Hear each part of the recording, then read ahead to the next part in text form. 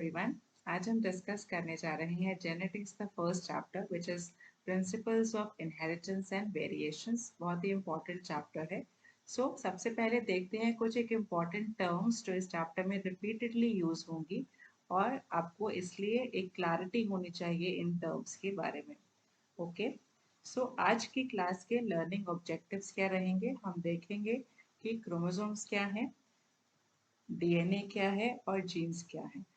इन तीनों टर्म्स में हमको एक बहुत ही क्लैरिटी मिल जाएगी इस वीडियो के बाद। आप तीनों को आराम से डिफरेंशिएट कर पाएंगे कि क्रोमोसोम्स, डीएनए और जीन में क्या डिफरेंस होता है। ओके, तो स्टार्ट करते हैं आज का class. Chromosomes versus genes versus DNA. Fine, so we're going to start with this cell first. If we talk about human beings, what kind of a cell we have? We have eukaryotic cells. Okay, so when I talk about eukaryotic cells, what do you understand by eukaryotic? Eukaryotic का मतलब क्या है? Eukaryotic cell वो है जिसके के अंदर जिस सेल में न्यूक्लियस प्रेजेंट होता है। Okay, so nucleus with a well defined nuclear membrane. Okay, so when I talk about nucleus, so if I talk about the structure of the cell, which is human cell here, or you can take animal cell or that for that matter.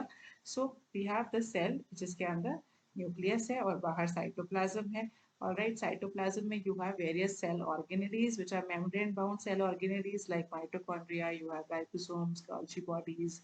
So all these are present outside. But अभी हम बात करेंगे nucleus की। Okay, so ये nucleus की बात करें अगर, न्यूक्लियस के अंदर हमारा जेनेटिक मटेरियल प्रेजेंट है जो कि क्रोमोसोम्स की फॉर्म में प्रेजेंट होता है। फाइन, सो ह्यूमन बींग्स की बात करें, हमारे ह्यूमन बींग्स के अंदर we have 46 chromosomes. Okay, diploid, we are talking about a diploid cell which is having 46 chromosomes, from which 23 we have obtained from our mother and 23 we have obtained from our inherited from our father. Okay, so this is basically these chromosomes are making up the genetic material inside the nucleus. If I talk about the shape of the chromosomes, it is like X shaped. Fine, so this is the shape of the chromosome. Now this is basically evident जब chromosome duplicated या replicated stage में होगा तब हमको इस तरीके का shape दिखाई देगा chromosomes का। Okay, so ये shape replication के दौरान हमें chromosomes का दिखाई देता है। फाइन, नाउ अगर हम बात करते हैं क्रोमोसोम्स की, तो क्रोमोसोम्स की ऊपर जो हमारा जेनेटिक बेसिकली जो हमारा डीएनए है वो क्रोमोसोम्स के अंदर होता है। ओके, और जो ये डीएनए की बात करूं तो डीएनए की लेंथ होती है अराउंड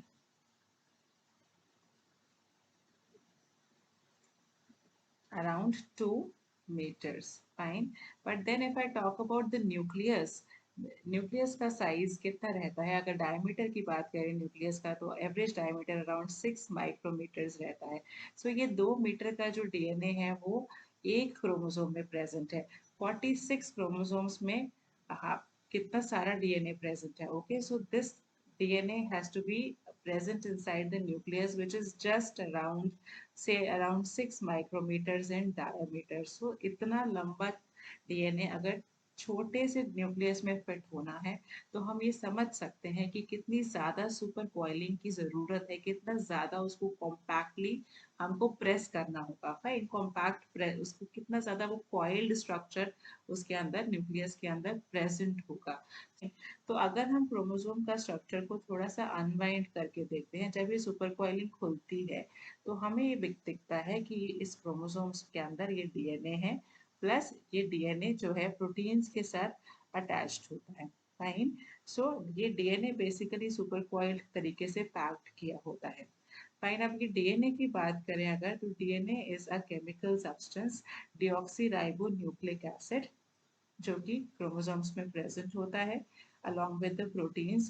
और हम डीएनए के अंदर हमारे कुछ केमिकल्स होते हैं जिनको हम बोलते हैं न्यूक्लियोटाइड्स।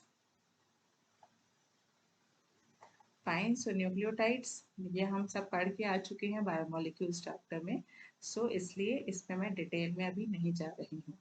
न्यूक्लियोटाइड्स की जब हम बात करते हैं, न्यूक्लियोटाइड्स बेसिकली हमारे बने होते हैं शुगर, फॉस्फेट और नाइट्रोजन बेसिस से। ओके, सो डीएनए के अंदर कौन से नाइट्रोजन बेसिस होते हैं?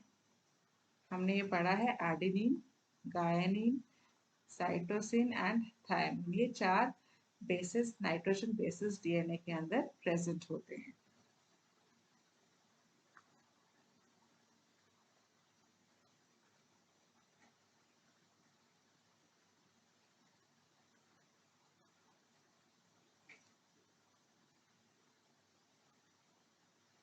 ओके, सो ये जो नाइट्रोजन सीक्वेंसेस हैं ये थ्रू आउट डीएनए अरेंज्ड रहेंगे।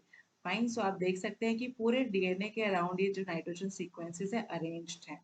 ऑलराइट, सो पर लेकिन ये सभी सीक्वेंसेस में ये पूरा सीक्वेंस जो डीएनए पे प्रेजेंट है ये फंक्शनल नहीं है। सो वो वाले सेगमेंट्स डीएनए के ऊपर जो कि फंक्शनल सेगमेंट्स हैं, जो कि स्पेसिफिक सेगमेंट्स होते हैं, फंक्शनल कह देते हैं या फिर हम स्पेसिफिक सेगमेंट्स कहते हैं उसको, स्पेसिफिक सेगमेंट्स, वो सेगमेंट्स डीएनए के ऊपर जो कोई फंक्शन करती हैं आगे चल के, प्रोटीन्स बनाती हैं बेसिकली, उसको हम जीन्स कहते हैं। ओके, सो इस डीएनए के ऊपर ये न्यूक्लियोटाइड्स का जो ये सारा जो नाइट्रोजन बेसिस का सीक्वेंस है वो प्रेजेंट होगा, पर ये सारा सीक्वेंस फंक्शनल नहीं है। सो वो स्पेसिफिक सीक्वेंस जो कि फंक्शनल होता है उसको हम जीन्स कहते हैं। Okay, so let us see the definition also. When we talk about chromosomes, chromosomes are the genetic material that is made from the DNA. Okay, so ये पूरा क्रोमोसोम का स्ट्रक्चर है और हमने ये देखा कि इसके अंदर पूरा एक सुपर कॉइल तरीके से DNA throughout the length of the chromosomes run करेगा। फाइन, ऑलराइट, डीएनए क्या है? DNA is a chemical substance which is deoxyribonucleic acid.